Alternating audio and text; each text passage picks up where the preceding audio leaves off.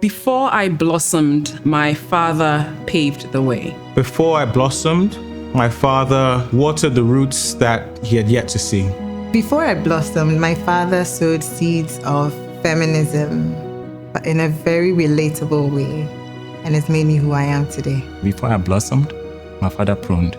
Before I blossomed, my father was my first example of how to bloom. Before I blossomed, my father protected the soil. When I think of my father, the very first memory I have of him was when he moved back from Nigeria. I was born in an era when most professionals had moved to Nigeria to work, and he thought he had missed out on the first foundational years of my life. He came back and I became his handbag. He went everywhere with me, and the first memory I have was when he traveled for work and took me along to a village called Mamewata. He's an engineer and he was working there professionally. And so we spent a few days there. He took care of me whilst I was there with him, and he exposed me to the kind of work he did. That was embedded in my memory up until now. And I'll never forget the experience of being with my dad and seeing him take care of me. When I think of my father, first thing that comes to mind actually is a VW Golf that he had when we were growing up. It was second generation and it was a diesel engine, right? So it was actually very loud. You could hear it from maybe 50 meters down the road. And when we were kids, watching TV, when we were supposed to be doing our homework, we could hear him coming down the road before he got to the house. And we switch off the TV, try and go pretend as if we're doing our homework. And he'd come in, obviously just touch the TV and know that we were watching TV before we got in. But yeah, that car is plastered in my mind. When I think of my dad, the first memory that comes to mind is how he used to call me. So when I was as far back as I could remember, he used to whistle to call me probably from 0 till maybe I was my early teens. And then when I got to my teens, he used to call me by my middle name, which was how he used to whistle it. And then when I got to, I think when I became a father, then he used to call me my friend. He used to call me my friend. And then I think the last 3 or 4 years of his life, he used to call me my brother. So that's what always plays in my mind. When I think of my dad, the very first memory that comes to mind would be when he comes to Ghana and people troop to our house to get stuff. I think his generosity had no boundaries. So anytime I think of the first memory that comes to mind is people coming to our house anytime he was in Ghana or when he comes to Ghana. When I think of my father, very first memory is us driving from our house at the time we lived in Sakumono. And it was a long drive around Tetekwashi, the old Tetekwashi, to Morningstar. And he would be playing Fela and Bob Dylan. And we'll be singing along in the car. And yes, that's my dad. So I was playing hide and seek with my brothers. I must have been about 5 or 6. And for some strange reason, I kept on getting caught by them. I was picking the worst places to hide. And I remember my dad had come home and I ran out to meet him. And he asked me what I was doing. And I said, we're playing hide and seek. He's like, okay, go ahead and hide. And as immature as I was, childish, for some strange reason, I thought to hide in the trunk of the car. So my dad had actually gone inside the house. And I thought it was the best hiding spot. So I went into the trunk of the car and shut myself in there. I remember the boys coming out and like, oh, where is she? And I just kept on giggling. I'm like, yes, I've found the best hiding spot. And after a few minutes, obviously it gets uncomfortable. And I heard the boys saying to my dad, we can't find her. My dad kept on, it's like, what do you mean you can't find her? And I heard him, calling out my name. Over time, my name, Tamara, kept on getting a bit more aggressive. And I tried to come out at that point, and at that point I realized, no, I was actually stuck in the trunk of the car. I don't know how long, it probably felt like forever, but I remember eventually when it did open up, it was my dad. And he's like, don't ever do that to me, why would you do that? And I remember I was crying, I'm like, I just wanted to hide. And he said, you know what? Always remember I'll be there to protect you. And I kept on saying to my dad, I thought I wouldn't come out. And I just remember those words of him hugging me, consoling me, and letting me know that he was gonna be there no matter what. So that's my first memory. That's a lesson that my father taught me. It's not necessarily something he taught me because it wasn't something verbal, but it's really in the way that he carries himself, the way he acts. Integrity and responsibility are very big for my father, and I think those are two things that I picked up from him that I try to emulate in my life every day. A part of who I am is linked directly to my career path.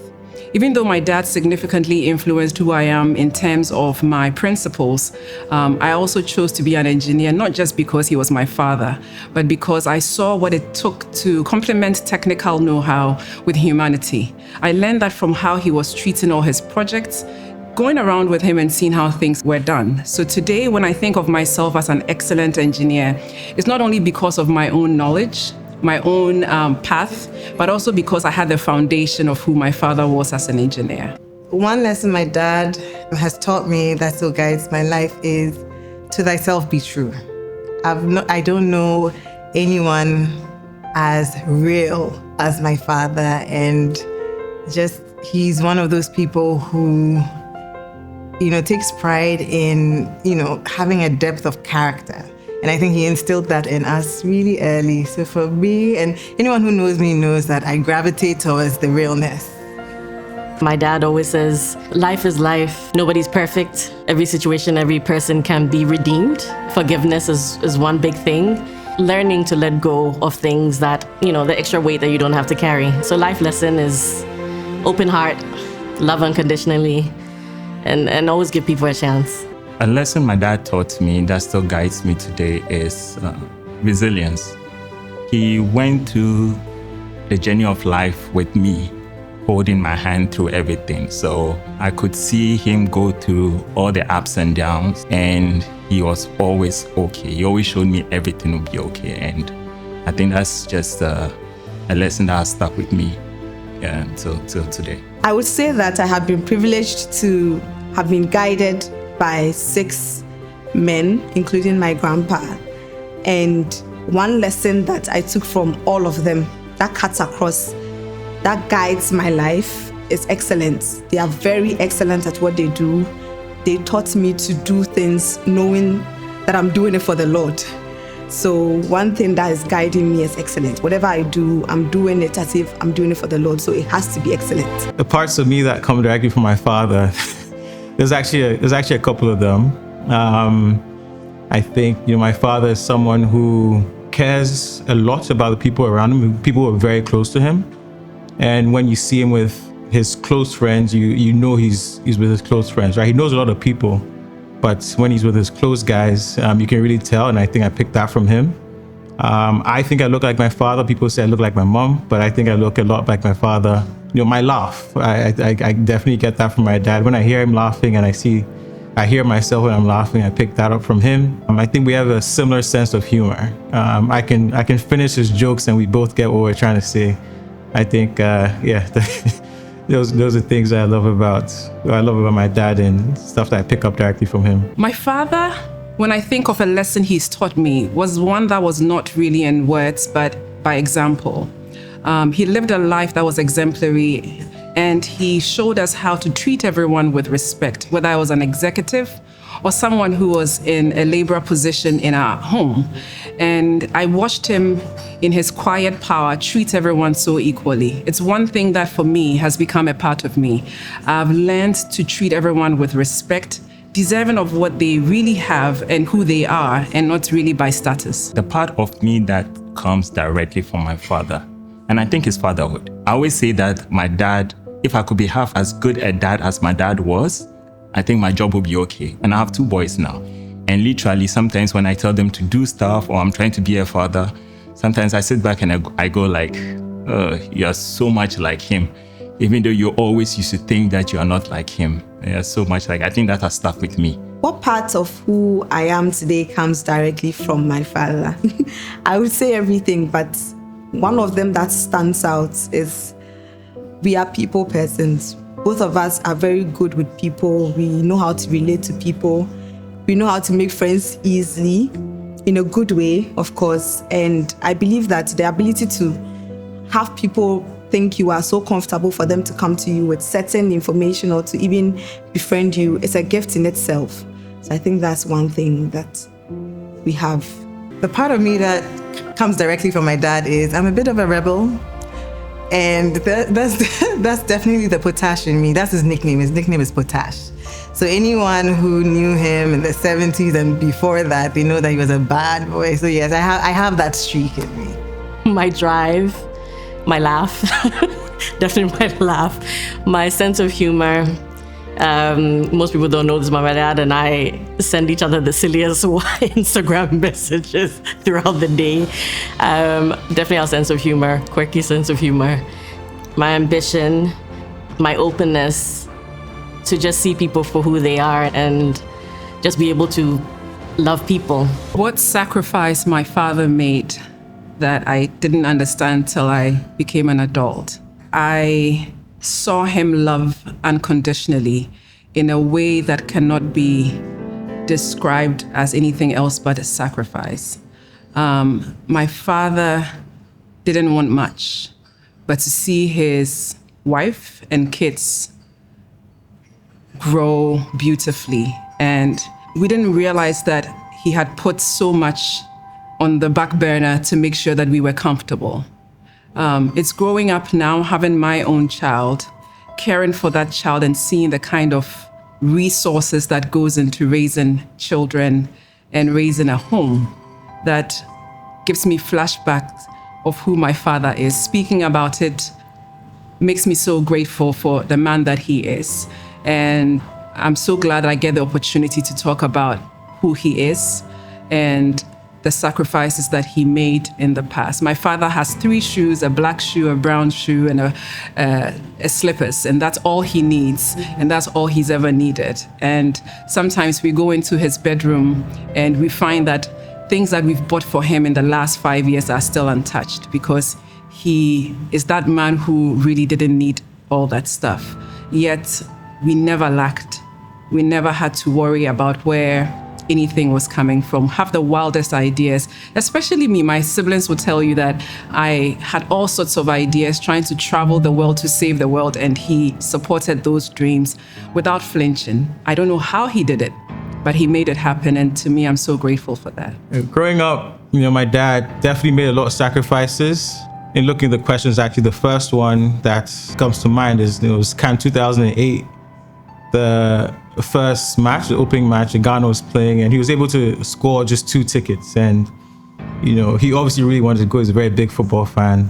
But he kind of looked at my brother and I was like, guys, you guys have these tickets and go. So that's just one example of the kind of sacrifice he made. But, there's obviously, he taught us a whole bunch of lessons around how to manage money, how to spend money. I think setting your priorities straight a very big thing. Was a very big sacrifice for him. There was a lot of things that we wanted as kids, new clothes, toys, X, Y, and Z, but he'd always, tell us that, the money is reserved for more important things, and those more important things actually were education, and he invested a lot in that, and I think that's a very big sacrifice that he's made for us, him and my mom actually, but yes. I think the sacrifice my dad made when I was growing up was the fact that we lost my mom when I was very young.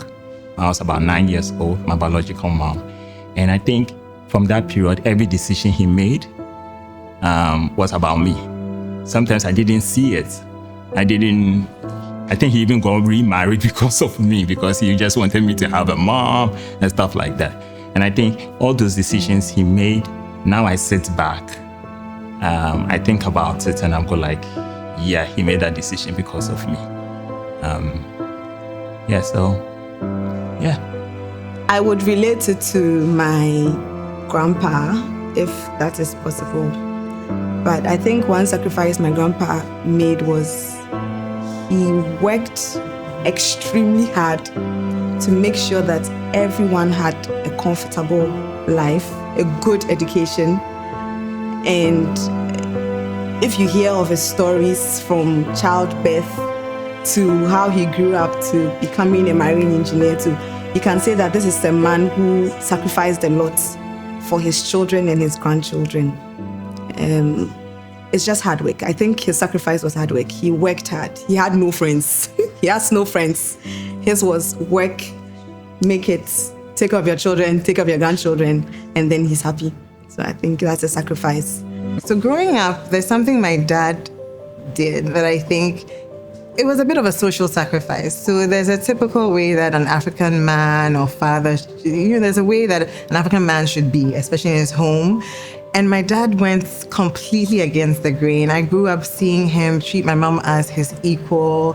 He didn't even want a table laid for him for anything. He would go to the market instead of her, and he would pack up and the women would bring the stuff to him. And I'm sure all his boys used to probably laugh at him and say, why are you doing that? But he honestly didn't care. And I think he's that guy, right? He saw women for who they are and allowed them to flourish. So if you want to kick your feet up, do that, I'll go. And I really appreciate that now as I'm older. I think it's kind of shaped the kind of man that I ended up with, who appreciates me for me, allows me to just flourish and blossom in my career. In terms of the word sacrifice, is difficult to actually define, because for me, I didn't see a sacrifice. I feel like, not that it didn't happen, but I think sometimes the word sacrifice means that something has to be let go of, right? It means that you have to give up something to be able to get something. And as a father, as a father figure, as somebody who was present, I didn't miss anything. I had that. So maybe that is the sacrifice, the fact that he was there 100%. If my dad was sitting next to me right now, I'd say, Daddy, I love you so much. You are my guy. And what I'm so thankful for is that I was very aware of myself at a young age. So no guy could come and lie to me and tell me sweet nothings, because I feel like you taught me the street and you taught me to handle, relationships with men in a way that I couldn't be bamboozled, and I love you for that. If my father was sitting next to me right now, I'd like to thank him for my last name and for the reputation that he sets that precedes all of us.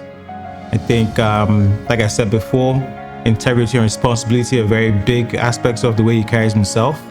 So I'd really like to thank him for opening that door, if you will, every time I introduce myself, and introduce myself just using my full name. So I know everywhere I go, the Bentsi-Enchill name means something around integrity, responsibility based on how people know him. And all the lessons and all the examples that he sets for us, especially in how we build our moral foundation. If my father was sitting next to me right now, what would I want to thank him for? Everything. I am because he was. I am because he afforded me the opportunity to grow in my own stride. And I say this from a place of truth. My father is a good man. He is a wonderful man, and I'm so glad I get to say this whilst he's still alive and he can hear and understand this. But I'm so thankful for everything that he provided for me. I don't know how I would be where I am today. People think of me as a successful engineer who's doing amazing things without really understanding the kind of foundation that I am. But I am who I am today, all thanks to my father. What would I like to thank my dad for? I want to thank you for the fights. I think in the times that he fought battles for me that I really didn't see. Sometimes when I'm silent about stuff, he figured it out and knew what to say or who to confront on my behalf. So I'm thankful for that. If my father was sitting next to me right now, I would want to thank him for family. My father's side of the family, they are big. It's extended, and day in, day out, you realize that without them, you really can't function because they help you one way or the other. So I think I would thank him for bringing me into such a big, loving family. I never lack. I don't worry too much about certain things. So, yeah. If my father was sitting next to me right now, I would say, I love you, I respect you, I adore you. And I want to thank you for everything that you have done and what you continue to do for me every single day. May God continue to bless you, give you more grace, give you more power, and give you strength to go through the day as you always do without making it feel like it's heavy on you. I appreciate you so much.